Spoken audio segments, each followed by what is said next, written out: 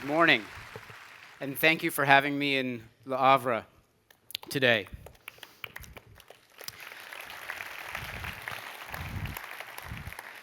I was taking the train this morning from Paris, and it was an incredibly inspiring train ride. The train was full of young people talking on and on about the positive economy and the LH Forum today. And it was quite exciting to hear that, and it made me start to reflect a bit on what allows people to have purpose in their individual lives.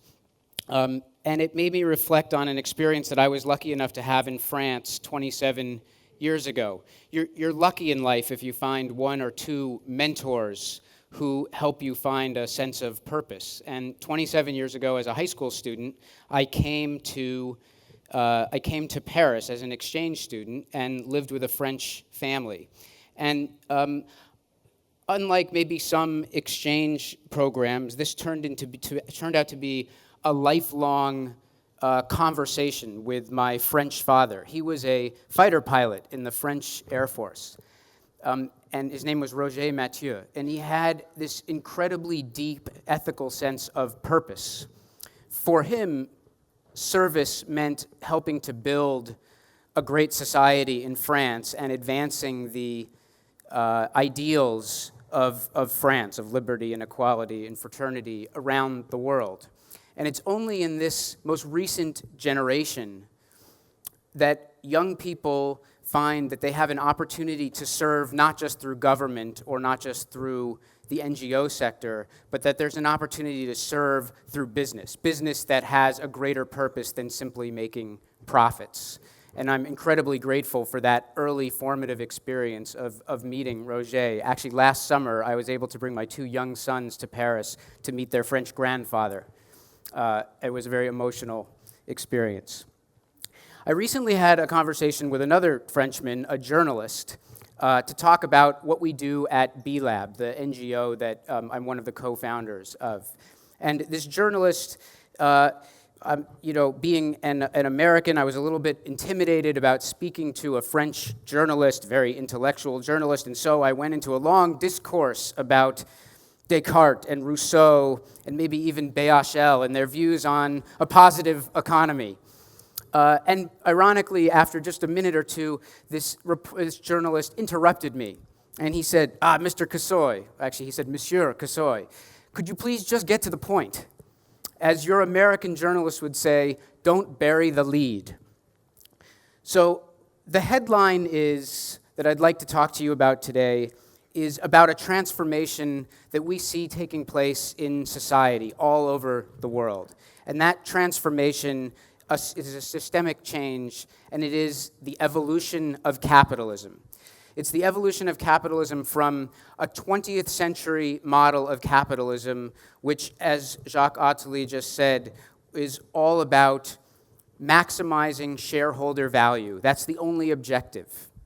To a 21st century model, whose objective is to maximize shared value, the value that's created for all of the stakeholders that a business affects.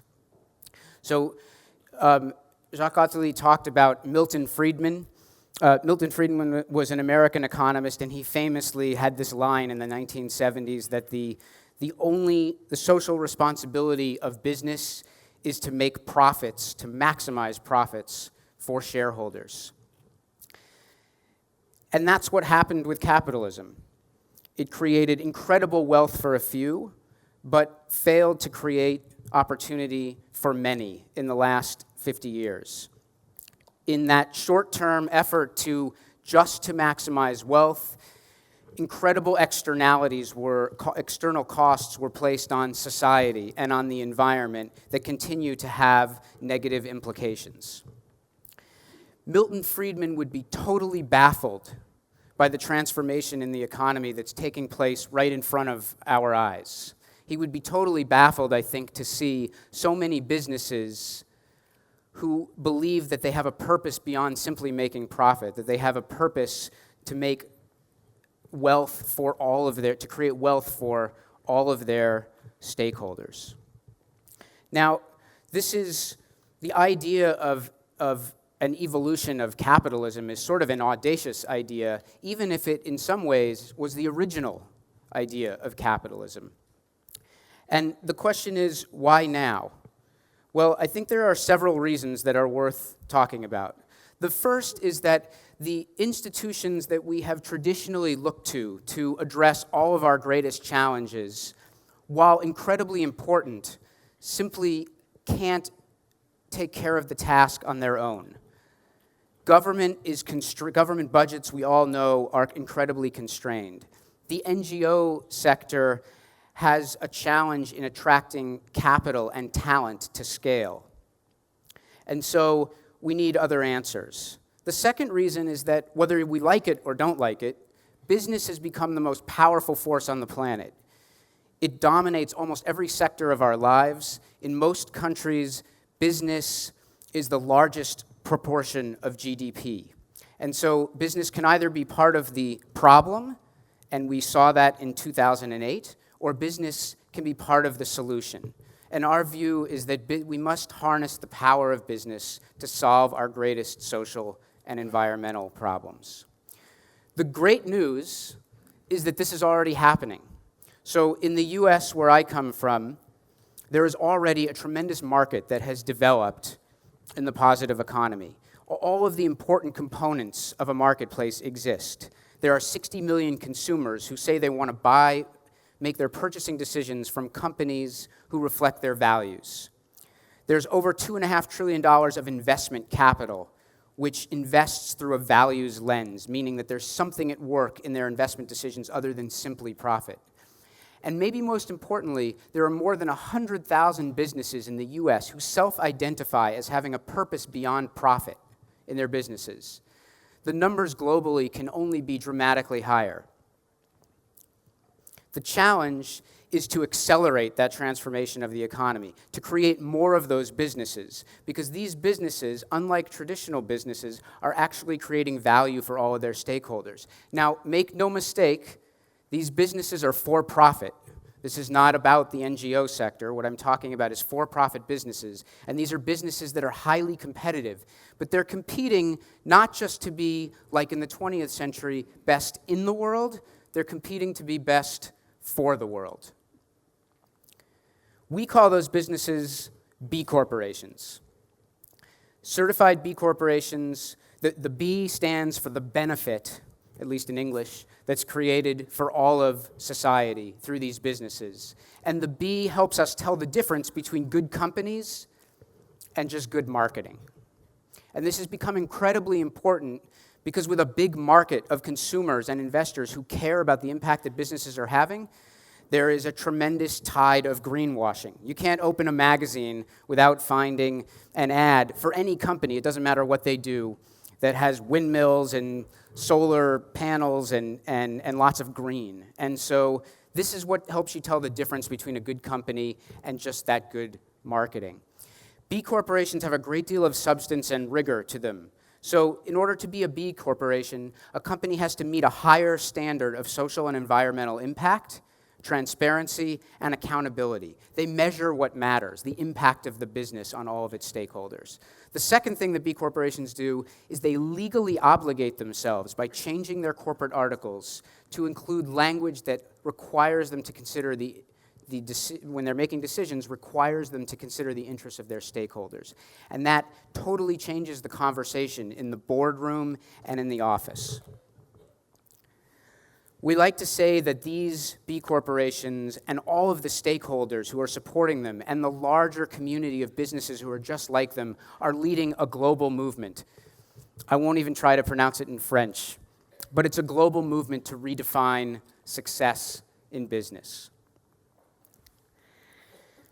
Now, it's important to say that this community of B corporations is quite new, but they stand on the shoulders of giants who came before them, of 50 years of hard work in the microfinance industry, in community development finance, in the co-op movement here in Europe, in socially responsible investing. And so we look to all of those efforts before as inspiration. But the community of B corporations has really only been around for 5 years. And it started 5 years ago, just like any movement does, with a few brave souls who stood up, 13 entrepreneurs who stood up at a conference in California and said, "We're in. We're B corporations," without having any idea what they were in for or what a B corporation was. But that's what starts a movement. And over the 5 years since then, more and more companies have joined, and there are now over 600 B corporations all over the world. One of the things that gives us the greatest excitement and hope about the future is that this movement has become increasingly global. So while the early B corporations were all in the US, today we find B corporations across the developing world, from India to Kenya to Ghana to Nicaragua and Mexico and Chile and Brazil and Colombia. There are also B corporations in Germany and in the UK, and I hope soon that there will be B corporations in France. We tend to call them the rock stars of the new economy. We're Americans, what can I say? And let me just take 1 second to just tell you about a couple of these stories.